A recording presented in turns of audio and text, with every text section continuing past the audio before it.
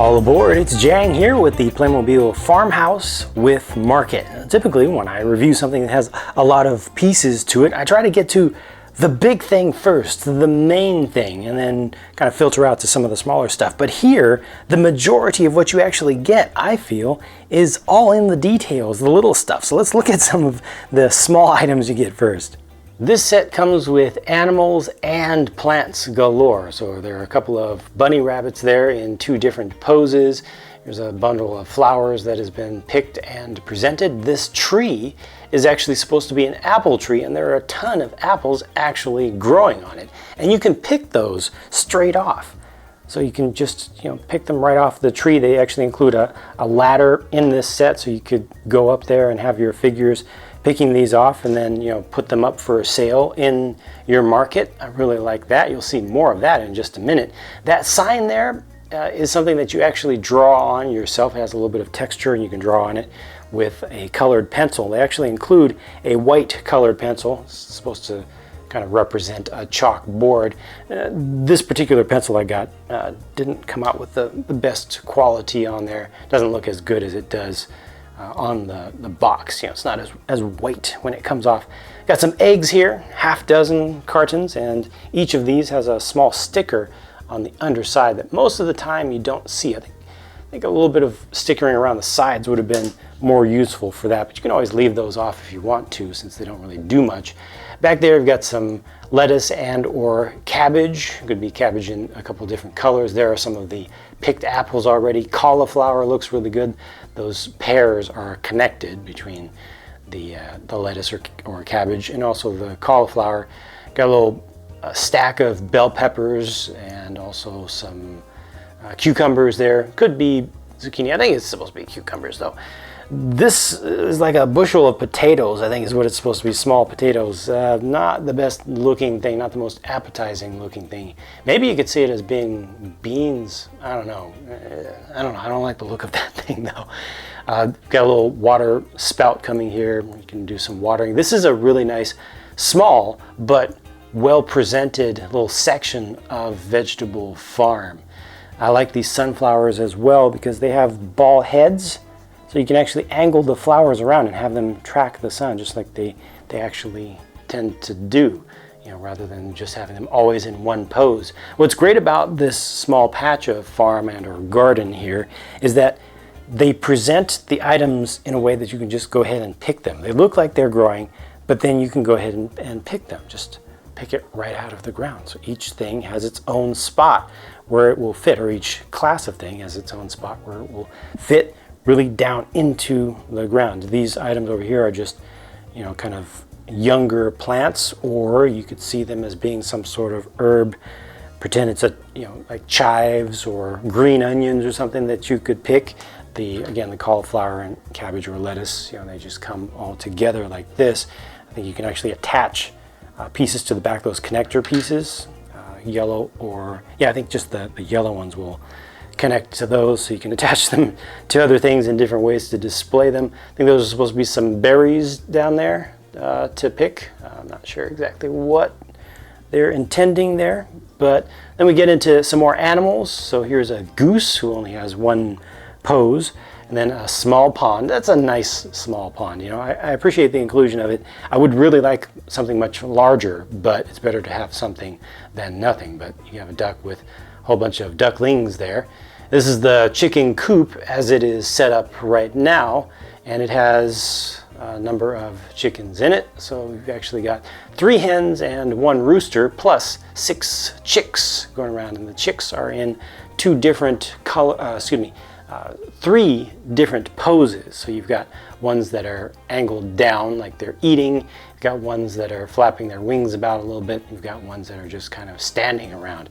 Got some fresh eggs that are ready to be picked there. Unfortunately, the hen that's sitting down cannot fit over those eggs. So if you want to, kind of pick the hen up and reveal the eggs, that actually doesn't really work. You could also put one of those on the foliage there. It's like supposed to be some fresh hay that's in that spot there, and you could use the railings there to attach the feet of some of your chickens, so some of them can just be kind of up a little bit. You know, they can't really fly, but they can kind of hop. And then the house itself has flowers growing on it. They've got a nice balcony here. You can open that door and, you know, have a figure come out there and just kind of look over the whole place. A couple figures could stand side by side and just enjoy the view. You know, maybe this is kind of in a remote area, not a lot of people come around, but they still have the market going, so this allows them to, you know, just kind of enjoy the view, and if they see customers coming, then they can go downstairs and be ready to make a sale.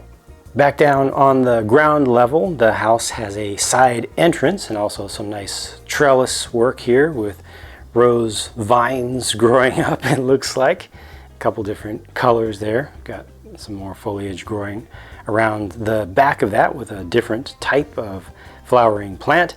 I'll take you to the interior in just a second. I just wanted to finish around the side of the shed over here, which has a couple of clips for attaching tools, and those tools are included, and they include the ladder as well. It can be used for picking the apples from the tree or for getting your figures up to the second floor of the house, because they don't have any stairs included here, because it's kind of, you know, it's kind of cut away. The whole house is cut away to allow you to get in there and, you know, really play with the figures. If they had everything, if they had all the walls there in this small of a space, it'd be exceptionally difficult to get your hand in there, especially with just how many small items Playmobil includes in sets like this.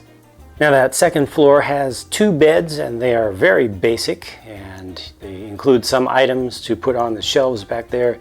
I think the things up top could represent toys or bookends, a couple of lamps, and an alarm clock, and then more books over on this side as well. And you do put these stickers on to represent the wallpaper on either side. Meanwhile, downstairs, they've just put in the kitchen. I think if you're only going to put 2 rooms in a house, I think this is the correct decision to go with a bedroom and a kitchen, especially for something like this that's so focused on the production of food. So you could swap those 2 cabinet kind of units down there back and forth if you want to, slide them to the side, but this leaves a little bit of room for you to open the door and to be able to walk in more easily by having both of those cabinets to the side. So there's a sink, and then there's a stove over there. It doesn't really have an oven in there. I'll show you what's in the drawers down below. We've got some, looks like rye bread on a cutting board there. Got a shelf over here. No refrigerator, unfortunately, but they've got some products on the shelf. Got a rack for mugs, and also just a little bit of extra storage space. And then I've set up a table here, or the table that's included in the set, with some things on top. Got some meat there.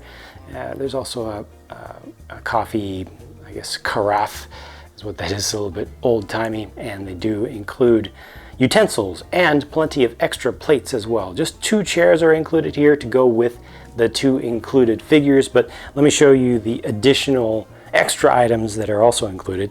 So those are in these drawers down here that I mentioned before, and you get a total of 4 sets of silverware, which includes butter knives and forks and spoons. So that your extras can be stored in one of these kind of cabinets.